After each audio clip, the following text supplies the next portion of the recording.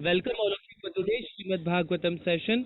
We are discussing from first canto chapter 7. Title of the chapter is Drona पुत्र को दंड. हम भक्तों ने कल श्लोक नंबर 12 तक पढ़ लिया था. आज हम लोग श्लोक नंबर 13 और 14 पढ़ेंगे. देखिए क्या डिस्क्रिप्शन चल रहा है. यहाँ पर जो शौनक आदि ऋषि सभी बैठे हुए हैं और वो बहुत जिज्ञासु हैं अब भागवतम के बारे में जानने को कि वेद व्यास जी ने नारद मुनि के सुनने के बाद इस भागवतम में क्या लिखा है. तो हमने कल के जो इम्पोर्टेंट वर्ष था 12 नंबर के वर्ष में पढ़ा था कि सूत गोस्वामी ने शौनक आदि ऋषियों को संबोधित किया. अब मैं भगवान श्री कृष्ण की दिव्य कथा तथा राजर्षि परीक्षित महाराज के जन्म का कार्यकलाप तथा मोक्ष विषयक वार्ताएं एवं पांडु पुत्रों द्वारा गृहस्थ आश्रम के त्याग की कथाएं कहने जा रहा हूं. तो हमने कल भी समझा था कि ऐसे बहुत सारे लोग होते हैं जो क्या करते हैं, श्रीमद् भागवतम का फर्स्ट कैंटो से 9th कैंटो कुछ भी नहीं पढ़ते, वो 10th कैंटो पढ़ने का प्रयास करते हैं जिसमें है भगवान की रासलीला. वो ऐसा समझते हैं कि जो सिर्फ 10th कैंटो है वो भगवान से रिलेटेड भागवतम है और ये सब क्या है, वेस्ट है, हमें इसको नहीं पढ़ना है. परंतु हमें कल प्रभुपाद जी ने समझाया कि अगर कोई भी लीला अगर भगवान से रिलेटेड है, अगर उसमें भगवान है तो वो कृष्ण कथा हो जाती है. तो जो भगवान के ये प्योर डिवोटीज थे सारे पांडव और जितने भी हम परीक्षित महाराज, ये जो ग्रेट पर्सनालिटी होते हैं, ये भगवान के प्योर भक्त होते हैं और इनका एक मेन पर्पस होता है सिर्फ भगवान की सेवा करना. तो ये जितनी भी कथाएं हम इस श्रीमद् भागवतम में पढ़ेंगे, भगवान और भक्तों की कथाएं, ये सब प्रभुपाद जी ने हमें बताया कि ये सब कृष्ण कथाएं होती हैं और ये सब किसके लिए होती हैं, हम सबको इस भौतिक संसार से लिबरेट करने के लिए. तो आइए अब हम लोग अब वेद व्यास जी आगे इस भागवतम को कंटिन्यू कर रहे हैं और हमें ये सूत गोस्वामी शौनक आदि ऋषियों को सुना रहे हैं. अब हम लोग वर्ष नंबर 13 और 14 पढ़ते हैं. अब देखिए 13 में क्या बोल रहे हैं वो. यदा मृधे कौरव सज्जयानाम वरिक्षवयो वीरगति तपेषु व्रकोदरा विद्या गदामि भीमर्ष भानो रुदंडे धृतराष्ट्रपुत्रे भूते प्रिय द्राणीरति स्म पश्यन् कृष्णसुतानां स्वपत्रं क्षीरौषि प्रयेमेव तस्य जुगुप्सितं कर्म विगह्यन्ति. देखिए क्या बोल रहे हैं, हम इसका तात्पर्य ट्रांसलेशन पढ़ते हैं. जब दोनों दलों अर्थात कौरवों तथा पांडवों के अपने अपने योद्धा गण कुरुक्षेत्र के युद्ध स्थल में मारे जा चुके और मृत योद्धाओं को उनकी इच्छित गति प्राप्त हो गई और जब भीमसेन की गदा के प्रहार से मरुदंड टूट जाने से धृतराष्ट्र का पुत्र विलाप करता गिर पड़ा तो द्रोणाचार्य के पुत्र अश्वत्थामा ने द्रौपदी के सोते हुए 5 पुत्रों के सिरों को काटकर मूर्खतावश उन्हें उपहार स्वरूप उस सोचते हुए उस अर्पित किया कि इससे उसका स्वामी प्रसन्न होगा. लेकिन दुर्योधन ने इस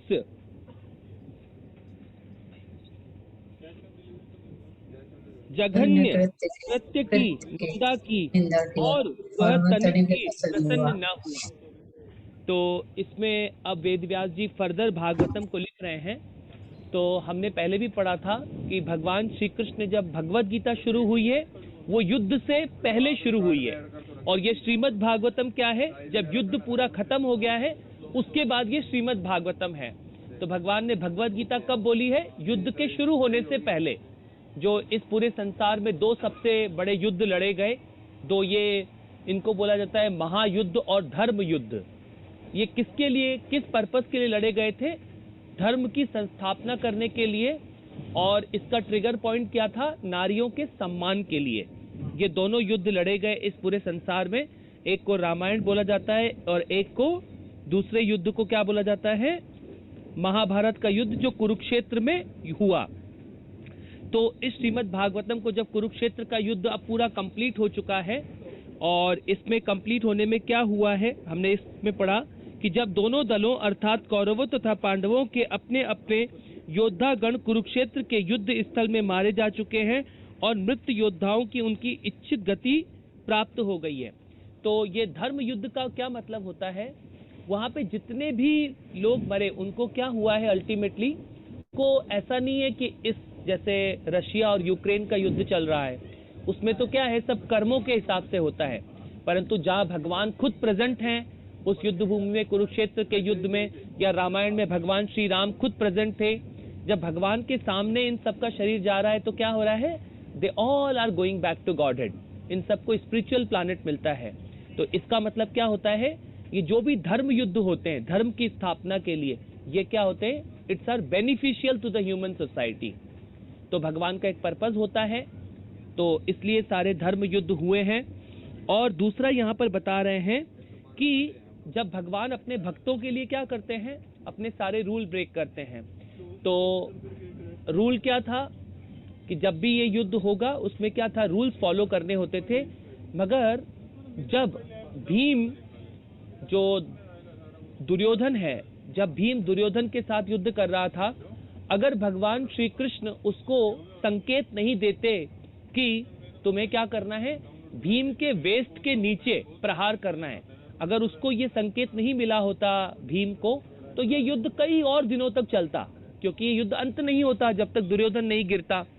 तो ये भगवान ने उसको संकेत दिया फाइनली कि तुम क्या करो, इसके वेस्ट के नीचे प्रहार करो, क्योंकि भीम को तो नहीं पता था। और ऐसा नहीं था कि दुर्योधन कोई कमजोर खिलाड़ी था, दुर्योधन भी बहुत पावरफुल था। तो इसीलिए भगवान ने क्या किया, उसको संकेत दिया कि इसके जो वेस्ट के नीचे का हिस्सा है वो आयरन नहीं हुआ था। तो इसीलिए जब भगवान ने उसको संकेत दिया भीम को, तो भीम ने उस प्रकार से प्रहार करना प्रारंभ किया और फाइनली क्या किया, दुर्योधन के मेरुदंड को तोड़ दिया और फाइनली दुर्योधन करहाता हुआ नीचे गिर पड़ा।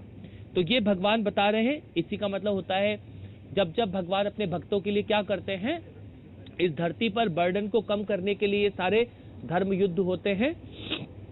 और इसमें एक और इम्पोर्टेंट बात आई, जब दुर्योधन गिर पड़ा था तो जो उसके कौरवों का जो सेनापति था अश्वत्थामा, उसने क्या किया, अश्वत्थामा ने अपने मास्टर को प्लीज करने के लिए क्या किया, उसने कहा चलो मैं इन सारे पांडवों को अब एक साथ मार देता हूं ताकि मेरा मास्टर खुश हो सके। तो जब रात को युद्ध होने के बाद वो उनके कैंप में एंट्री करता है और उसने क्या किया, सोते हुए जो 5, उसको लगा कि ये पांचों पांडव सो रहे हैं, परंतु वो द्रौपदी के 5 पुत्र थे, उसने क्या किया, उनके सर को उनके धड़ से अलग कर दिया, बीहेडेड कर दिया। और जब वो 5 सिरों को उठा के लाया दुर्योधन के पास, तो जब दुर्योधन ने जैसे ही उसके एक सर को देखा तो वो बहुत पछताने लगा, क्योंकि दुर्योधन अल्टीमेटली तो क्षत्रिय था और क्षत्रिय ऐसे कोई भी गलत काम नहीं करते हैं जो अश्वत्थामा ने किया था। जो द्रोणाचार्य के पुत्र द्रोणी है उसका नाम, उसने क्या किया है, ये सबसे बड़ा हीनियस कार्य किया था, सबसे बड़ा दंड जैसा कार्य किया था। तो ये यहाँ पे प्रभुपाद जी हमें समझा रहे हैं कि जो ये भागवतम है, ये सारा जब युद्ध खत्म हो गया है उसके बाद की कथाएं हैं श्रीमद् भागवतम में। अब इसके बाद हमें क्या बोल रहे हैं प्रभुपाद जी यहाँ पर, अब इसके तात्पर्य को हम समझते हैं। तात्पर्य में क्योंकि बहुत इंपॉर्टेंट है, ये सारी कथाएं भगवान चाहते हैं, ये भगवान का इंस्ट्रक्शन है कि हम क्या हो सके, इन कथाओं को पढ़कर प्यूरिफाई हो सके, अपने रियल एग्जिस्टेंस को समझें कि हम ये मनुष्य शरीर नहीं है, हमारा रियल एग्जिस्टेंस आत्मा होता है और हम भगवान के अंश होते हैं। और अंश का रियल ड्यूटी क्या है, होल की सेवा करना। परंतु हम इस भौतिक संसार में क्या समझते हैं कि मैं ये शरीर हूं, और हम इस भौतिक संसार में 24 घंटे पूरा जीवन इस भौतिक तत्वों की सेवा में अपने मनुष्य जीवन को व्यर्थ कर देते हैं। तो आइए अब हम इसका तात्पर्य समझते हैं। तात्पर्य श्रीला प्रभुपाद जी के द्वारा। श्रीमद् भागवतम भगवान श्री कृष्ण की लीलाओं की दिव्य कथा कुरुक्षेत्र के युद्ध के समाप्त होने से प्रारंभ होती है, जहां भगवान ने स्वयं भगवत गीता में अपने विषय में कहा है। अतएव भगवत गीता तथा श्रीमद् भागवतम दोनों ही भगवान की दिव्य कथाएं हैं। गीता कृष्ण कथा है क्योंकि वह भगवान द्वारा कही गई है, और भागवत भी कृष्ण कथा है क्योंकि वह कृष्ण के विषय में कही गई कथा है। भगवान श्री चैतन्य महाप्रभु चाहते हैं कि प्रत्येक व्यक्ति इन दोनों कृष्ण कथाओं के विषय में जाने। भगवान कृष्ण चैतन्य भगवान कृष्ण के भक्त के वश में साक्षात कृष्ण है। अतएव भगवान कृष्ण तथा श्री कृष्ण चैतन्य दोनों के भक्तव्य समान है। भगवान चैतन्य की इच्छा थी कि जिन्होंने भारत में जन्म लिया है वे सारे लोग इन कृष्ण कथाओं को गंभीरता पूर्वक समझें और पूर्ण अनुभूति होने के बाद विश्व के प्रत्येक भाग में इस दिव्य संदेश का प्रचार करें। इससे समस्त विश्व में वांछित शांति तथा संपन्नता प्राप्त हो सकेगी। तो चैतन्य महाप्रभु ने क्या बोला है? भारत भूमि ते जन्म होइले, जन्म सार्थक करिलो, करो परोपकार। That we are very fortunate that we have taken the birth in the land of India. And ऐसा क्यों बोल रहे चैतन्य महाप्रभु?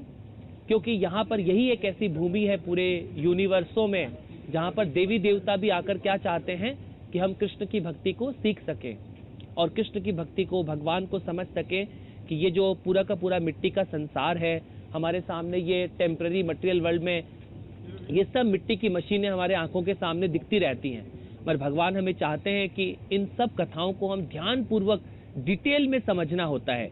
इसलिए बोल रहे हैं वो, भारत भूमि ते जन्म होइले, जन्म सार्थक करी लो। पहले हमें हमारा जन्म सार्थक होना चाहिए ताकि हम इस टेम्पररी मटेरियल संसार जो है, ये जो हर चीज टेम्पररी है इस भौतिक संसार में, ये हमारा शरीर टेम्पररी है, हमारे रिलेशंस टेम्पररी है, ये पूरी पृथ्वी टेम्पररी है। तो इस टेम्पररी संसार में हमें फिर भी समझ में नहीं आता कि थोड़े दिनों बाद मेरा शरीर जाने वाला है। तो ये टेम्पररी संसार में हमें कब समझ में आएगा? जब इन कृष्ण कथाओं को हम गंभीरता पूर्वक समझते हैं, डिटेल में इनको समझते हैं कि क्यों भगवान ने ये कृष्ण कथाएं, क्यों भगवत गीता का ज्ञान दिया है, क्यों उसके बाद श्रीमद् भागवतम का ज्ञान दिया है, उसका जब हमें पर्पस पता लगता है तो हम इसको जब गंभीरता पूर्वक समझते हैं तो हमें हमारे जीवन का इस ह्यूमन बॉडी का गोल पता लगता है कि मनुष्य शरीर का पर्पस क्या है। नहीं तो हम भी क्या है, पशुओं के जैसे ही 24 घंटे कार्य कर रहे हैं। आहार निद्रा भय मैथुनम चा। पशु भी खा रहे हैं, हम भी खा रहे हैं, पशु भी सो रहे हैं, हम भी सो रहे हैं। उनका भी सेक्स लाइफ है, ह्यूमंस का भी सेक्स लाइफ है, आहार निद्रा भय, और वो भी अपने आप को प्रोटेक्शन कर रहे हैं, हम भी अपने आप को, मनुष्यों के भी अलग अलग तरीके हैं अपने आप को प्रोटेक्ट करने के। परंतु ह्यूमन लाइफ क्यों मिली है हमें? ह्यूमन लाइफ का सबसे इंपॉर्टेंट पर्पस क्या है? वो है कि हम इन कृष्ण कथाओं को समझें और पहले खुद का जीवन सार्थक करें, और उसके बाद चैतन्य महाप्रभु क्या बोल रहे हैं? भारत भूमि ते जन्म होइले जात, जन्म सार्थक करी लो, करो परोपकार। पहले आप अपने जीवन को सार्थक करिए, पहले खुद समझिए कि मैं ये शरीर नहीं हूँ, मेरा कृष्ण के साथ क्या संबंध है। अपने संबंध को स्थापित करके उस संबंध में भगवान की सेवा करना सीखना होता है। और जब हमारा जीवन सार्थक हो जाए उसके बाद क्या करना है हमें? जन्म सार्थक करी लो, करो परोपकार। फिर चैतन्य महाप्रभु बोल रहे हैं कि हमें क्या करना है? पूरे संसार में इसका प्रचार करना है।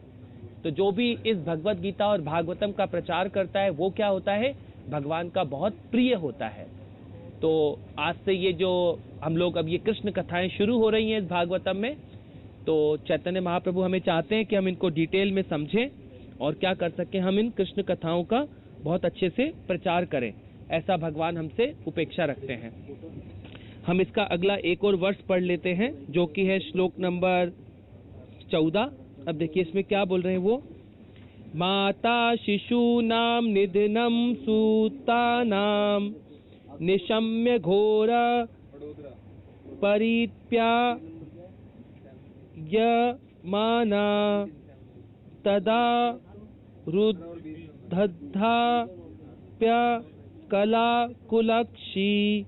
ता शान्तात्व नाहम किरीटमाली। क्या बोल रहे हैं? पांडवों के 5 पुत्रों की माता द्रौपदी अपने पुत्रों का वध सुनकर अश्रुओं से भरी आंखों के साथ शोक में विलाप करने लगी। इस घोर क्षति में उसे ढांढस बांधते अर्जुन इस प्रकार बोले। तो जब इस 5 पांडवों को मार दिया है तो अब जो द्रौपदी महारानी है, किसी के भी अगर उनके सिर्फ 5 पुत्र थे 5 पांडवों से, अगर किसी माता के 5 पुत्र चले जाए तो उन पे क्या बीत रही होगी उस समय। परंतु फिर भी ये क्या है, द्रौपदी महारानी क्या है, शत्राणी है, फिर भी वो हिम्मत नहीं हारेंगी। हम धीरे धीरे समझेंगे कि द्रौपदी महारानी, क्योंकि जो द्रोणाचार्य का पुत्र है अश्वत्थामा द्रोणी, फिर भी वो उसे माफ कर देंगी, क्योंकि वो क्या है, एक तो वो शत्राणी है। वो शत्राणी जो होती हैं वो क्या करती हैं, उनको अपना रियल धर्म पता होता है और वो भगवान की बहुत बड़ी भक्त है द्रौपदी महारानी। तो इसके फर्दर की कथाओं को हम डिटेल में अभी और फर्दर समझेंगे कि किस प्रकार वो अश्वत्थामा को अर्जुन दंड देने के लिए जाता है और अर्जुन अब क्या बोलेगा, इस कथाओं को हम फर्दर और समझेंगे। तो हम सब भक्तों को क्या करना है, इस पूरे भागवतम को डिटेल में पढ़ना है और जब हम इन कथाओं को ध्यान से समझेंगे तो हमें समझ में आएगा कि ये जो धर्म युद्ध का पर्पस क्या होता है। और जब भी भगवान के सामने कोई शरीर छूटता है तो क्या होता है, वो सब अपने गंतव्य स्थान पर वापस चले जाते हैं। They all will attain the spiritual world. तो ये भगवान का बहुत बड़ा प्लानिंग होता है। तो इस प्लानिंग को समझने के लिए हमें जो श्रीला प्रभुपाद हैं, जब हम इन प्योर वैष्णवों के थ्रू इस भागवतम को समझते रहेंगे तो हम लोग भी क्या हो पाएंगे, इसी एक ह्यूमन लाइफ में अपने गोल को अटेन कर पाएंगे, जो कि है भगवान के साथ अपने संबंध को स्थापित करना, अपने आप को प्यूरिफाई करना और इस भौतिक संसार से निकलकर अपने आप को कृष्णा कॉन्शियस बनाना और भगवान की सेवा में लग जाना। ये हमारा टॉप मोस्ट गोल होता है इस ह्यूमन लाइफ का। इन कृष्ण कथाओं से वो गोल हमें प्राप्त होता है। तो आज की कथा को हम यही विराम करते हैं। अभी हम श्रीला प्रभुपाद जी के साथ एक माला हरे कृष्ण मंत्र का जप करेंगे। तो मैं रिक्वेस्ट करूंगा, आज का जप जो है वो मीनाक्षी माता जी आप सभी को चांटिंग करवाइए। Hare Krishna. Thank you so much. Hare Krishna Prabhu ji, 1 minute.